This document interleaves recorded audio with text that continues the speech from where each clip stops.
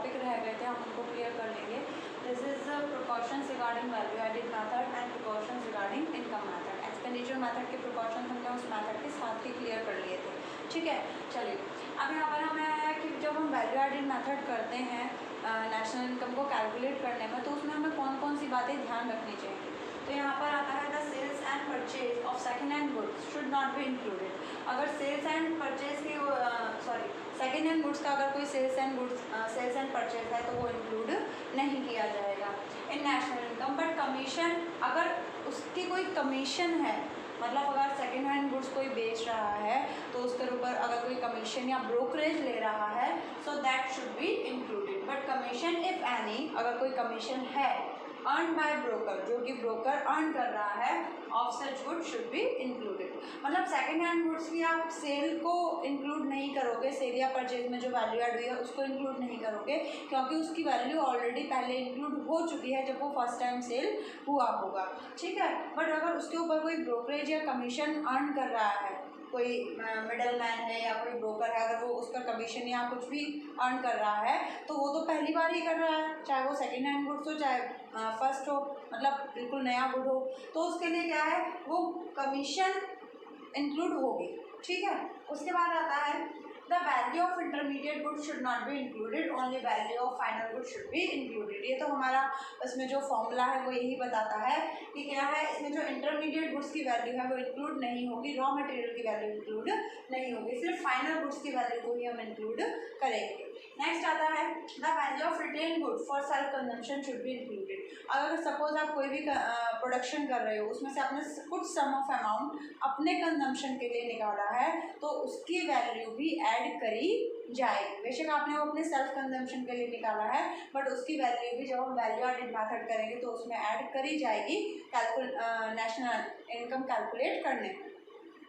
Next आता है आपका imputed value of self occupied house should be included. अब ये कह रहा है imputed value of self occupied house, मतलब अगर आप कोई जो काम कर रहे हैं वो अपने ही घर से कर रहे हैं सपोज, या फिर आपकी ही बिल्डिंग है वो, अगर आपके पास बिल्डिंग नहीं होती तो भाई आप कहीं ना कहीं रेंट पर लेते बिल्डिंग, ठीक है। तो इम्प्यूटेड वैल्यू का मतलब है आप बेशक अपने घर की उसमें हाउस में काम कर रहे हैं, आपका घर का है वो मकान, बिल्डिंग आपके घर की है जिसमें आप बिजनेस कर रहे हैं, बट उसकी कुछ इम्प्यूटेड रेंट वैल्यू होगी, मतलब अगर आप रेंट पर लेते तो कितनी उसकी वैल्यू होती, वो उसको हम कहते हैं imputed value of self occupied house. तो वो इम्प्यूटेड वैल्यू इंक्लूड की जाएगी। सपोज हम अपने हाउस में काम कर रहे हैं, कोई बिजनेस कर रहे हैं, बट अगर वो हमारे पास नहीं होता तो हम कहीं और काम करते तो हम 10,000 15,000 जो भी रेंट देते वो भी इसमें इंक्लूड किया जाएगा। उसके बाद आता है ओन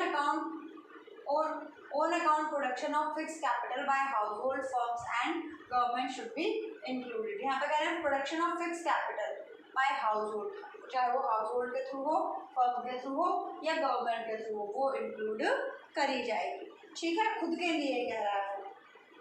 इसके बाद है precautions regarding income method. Income method के रिगार्डिंग कौन कौन से प्रिकॉशंस होते हैं जब हम इनकम मेथड से अपनी नेशनल इनकम कैलकुलेट करते हैं, तो वहाँ पर हमें किन किन बातों का ध्यान रखना पड़ता है।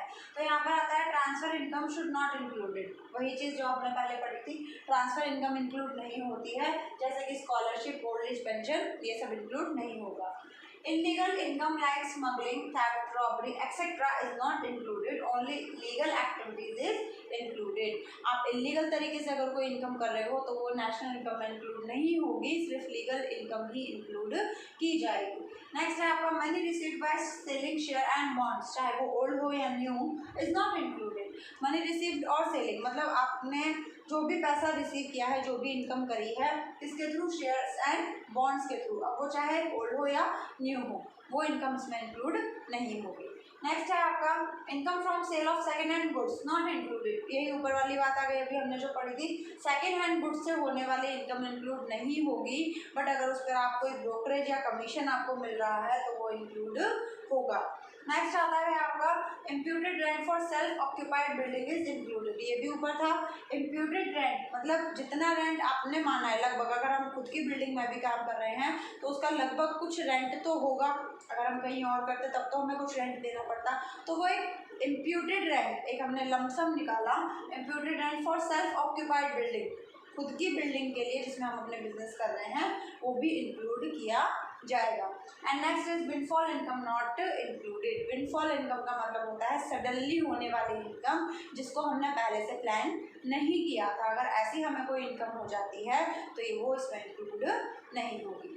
Okay, thank you.